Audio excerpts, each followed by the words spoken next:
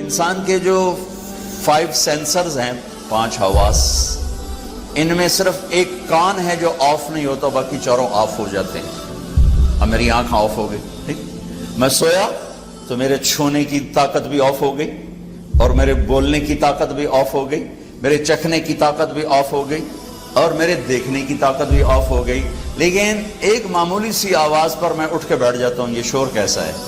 کان بند نہیں ہوتے، کان کا فنکشن چلتا رہتا ہے۔ اور آج کی ریسرچ کیا ہے کہ بچے کے ماں کے پیٹ میں کان کام کرتے ہیں، باقی 4 حواس کام نہیں کرتے، کانوں سے سنتا ہے، باقی کام نہیں کرتے۔ اور موت پر جا کر بھی یہ ختم نہیں ہوتے۔ میرے نبی نے فرمایا کہ جب میت کو تم دفن کر کے واپس جاتے ہو تو تمہارے واپس جانے کے قدموں کی آہٹ وہ سن رہا ہوتا ہے۔ ترکی میں اصحاب کہف، توس ایک جگہ ہے، توس، ترسوس، وہاں ترکی میں، توس ایران میں ہے۔ پچھلے سال ہماری جماعت گئی تو ہمارا وہاں سے گزر ہوا تو میں نے کہا اصحاب کہف لے چلو، وہاں گئے تو وہاں ہم اندر اترے، دیکھا تو مجھے یہ قرآن کیا فَضَرَبْنَا عَلَىٰ آذَانِهِمْ فِي الْكَهْفِ سِنِينَ عَدَدًا۔ اللہ تعالیٰ نے 300 سال ان کو غار میں سلایا۔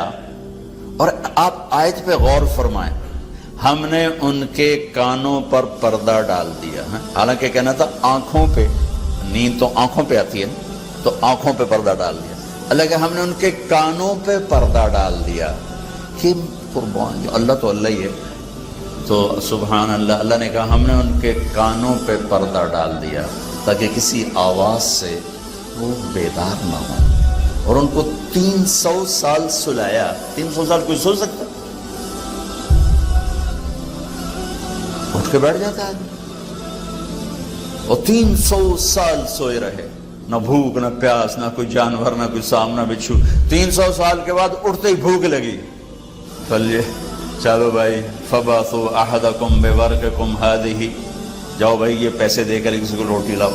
تو میں یہ قرآن سے مثالیں دے کر یاد سے عرض کر رہا تھا کہ ہمارا علم تو تجرباتی ہے، اور اللہ کا علم محکم، تمت کلمۃ ربک صدقا وعدلا۔ آج کا مسلمان قرآن کے خلاف لاجک مانگتا ہے، اللہ نے یہ کیوں کہہ دیا، اللہ نے یہ کیوں کہہ دیا، اپنی حیثیت ہی نہیں جانتا کس کو